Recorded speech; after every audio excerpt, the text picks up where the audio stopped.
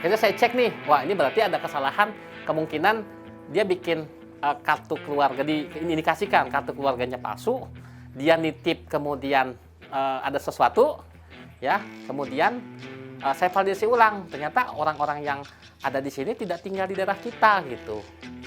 Saya tidak akan sekolahkan, saya menuntut keadilan. Berarti kalau dia nggak lulus, nggak sekolah, itu adalah tanggung jawab dari sekolah. Negara yang tanggung jawab.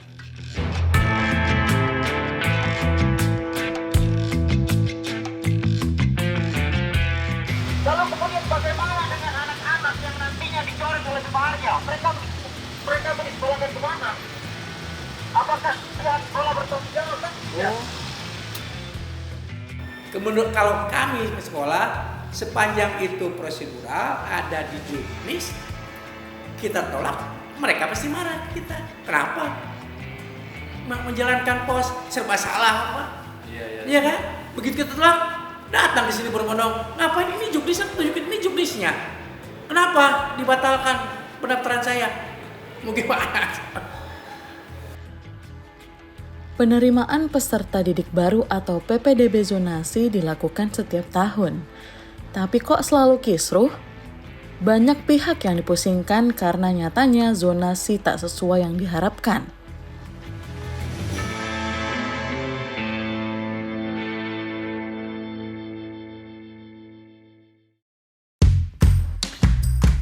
Tujuan utama zonasi adalah menjamin pemerataan akses layanan pendidikan bagi siswa dan mendekatkan lingkungan sekolah dengan lingkungan keluarga.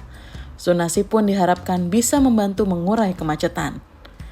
Tapi muncul celah kecurangan zonasi dengan memanfaatkan aturan agar terkesan prosedural dan tidak menyalahi aturan. Seperti yang terjadi pada PPDB zonasi di Bogor. Banyak peserta yang menggunakan alamat fiktif, artinya mereka tidak benar-benar tinggal di sekitar sekolah tersebut. Dugaannya mereka menumpang kartu keluarga sekitar sekolah negeri demi bisa lolos PPDB jalur zonasi. Akibatnya warga asli sekitar malah terpental dari hasil seleksi. Seperti Putri, salah satu korban kecurangan PPDB zonasi yang merupakan seorang siswa lulusan SMPN 1 Bogor. Mirisnya, rumah yang hanya berjarak 198 meter malah terpental dari daftar siswa yang diterima. Gitu. Oke deh, coba nanti saya mau coba cek ininya ya, PPDB-nya. Saya print kan PPDB-nya, kemudian saya validasi gitu. Kemudian saya tanya juga sama Putri kan, Put, ini anak-anak SMP 1 teman-teman kamu ini kok bisa masuk ya? Iya, soalnya dia tinggalnya tidak di sini, tetapi bisa masuk. Kok bisa ya gitu? Akhirnya kan saya sedikit, wah ini berarti ada kesalahan, kemungkinan dia bikin kartu keluarga, diindikasikan kartu keluarganya palsu, dia nitip kemudian ada sesuatu, ya, kemudian saya validasi ulang, ternyata orang-orang yang ada di sini tidak tinggal di daerah kita gitu, ya. Oke, setelah itu saya cek semuanya. Setelah dicek semuanya ini dapatlah ini apa namanya, nama tempat tinggal, ya. Saya WA Pak Wali Kota, ya. Kemudian saya WA Kadisdik, kemudian saya WA Pak Dedi Rahim, kemudian saya ke KCD, kantor cabang dinas 2. Ini saya bilang, udah kita masuk ke pesantren deh. Tapi kan dia bilang, tapi kan ini hak kita, gitu, ya kan? Anak kecil bilang ini kan hak kita loh. Kenapa mesti dikasih sama orang lain? Saya tidak akan sekolahkan, saya menuntut keadilan. Berarti kalau dia nggak lulus, nggak sekolah, itu adalah tanggung jawab dari sekolah. Negara yang tanggung jawab. Dari hasil seleksi PPDB jalur zonasi di SMA N1 Bogor, 4 nama urutan teratas berjarak sekitar 50 meter dari sekolah. Mari kita lihat. Berdasarkan pantauan kami dari Google Earth, radius 50 meter bisa dikatakan tidak ada rumah warga. Dan setelah kita cek langsung ke lapangan, jarak 50 meter hanya ada pusat jajanan atau kantin umum serta posyandu. Rumah warga yang berjarak sekitar 50 meter hanya ada satu rumah saja. Ada tim verifikator di sini untuk mengecek apa? Tadi dokumen-dokumen yang diupload.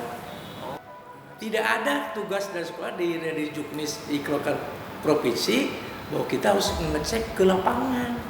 kan prosedurnya dia tempuh kan. Yang penting dia sudah pindah di situ menurut dokumen negara kan, legal. Mau apa lagi kan, kakaknya legal. Dari yang punya kakak tidak keberatan, gitu kan. Kita hanya memiliki sebatas itu. Oh udah prosedural. Cuma syaratnya satu lagi, yang numpang itu di alamat tertentu, asal SMP-nya harus satu kota. Berikut adalah aturan tentang penerimaan peserta didik baru atau PPDB SMA dalam Permendikbud nomor 1 tahun 2021.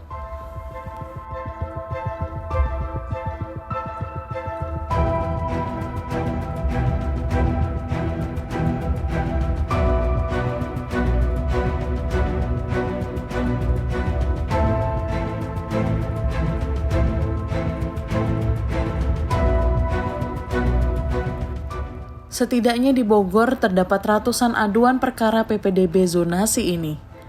Wali Kota Bogor Bima Arya turun langsung ke lapangan melakukan home visit untuk menindaklanjuti aduan warga terkait adanya indikasi manipulasi khusus PPDB SMP jalur zonasi. Per 10 Juli 2023, pemerintah Kota Bogor mengungkapkan ada 155 dari 763 identitas anak di dalam kartu keluarga yang tak ditemukan di alamat. Wali Kota Bima Arya menyatakan nama-nama tersebut akan dikeluarkan dari data pendaftaran. Sementara terkait kecurangan PPDB tingkat SMA akan diteruskan ke kantor cabang Dinas Pendidikan Provinsi Jawa Barat karena merupakan kewenangan provinsi. Tak hanya di Bogor, kecurangan juga terjadi di beberapa kota besar lain. Lalu apakah PPDB jalur zonasi bukan solusi sehingga perlu dikoreksi? Mengingat penyebaran sekolah di setiap wilayah yang belum merata. Ketua DPR RI Puan Maharani meminta pemerintah dalam hal ini Kemendikbudristek untuk mengevaluasi sistem zonasi. Kalau kami kemungkinan bahwa apakah dari sisi regulasi celah-celah ini bisa kita tutup. Ya, korupsi nggak bisa tutup dari semua sistem kan, tapi minimal mengunci. Misalkan jadi kita perlu ngatur bahwa kakak yang dimaksud harus kakak bersama orang tua kandung atau wali yang sama, harus kita jelasin sebelum pada jenjang sebelumnya gitu. Atau sesuai dengan akta kelahiran kecuali orang tua. Jadi kita harus detail begitu. Makanya kita minta tolong diumumkan jumlah kelas size-nya sama jumlah rondelnya. Sampai segitu kita mengaturnya loh sebenarnya. Tapi implementasi itu kan nggak mungkin kami awasi 100%. Ini perlu peran serta masyarakat. Ya kan perlu inspektorat daerah.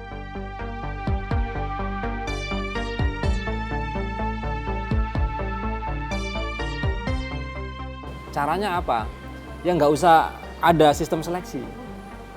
Nah, ketika ada sistem seleksi, maka disitulah muncul ketidakadilan, muncul diskriminasi. Ya, sekarang ini semua data sudah ada ya, dan semua berbasis online pula. Gitu. Kita punya Dapodik, nomor induk siswa, nomor induk kependudukan, itu data yang sudah sangat mudah bisa kita kelola gitu ya. Nanti pemerintah akan kirim surat undangan untuk bisa lanjut ke jenjang selanjutnya, gitu kan.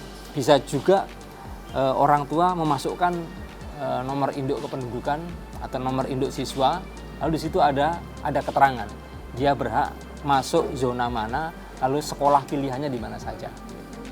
Jadi tugas orang tua adalah datang sesuai undangan.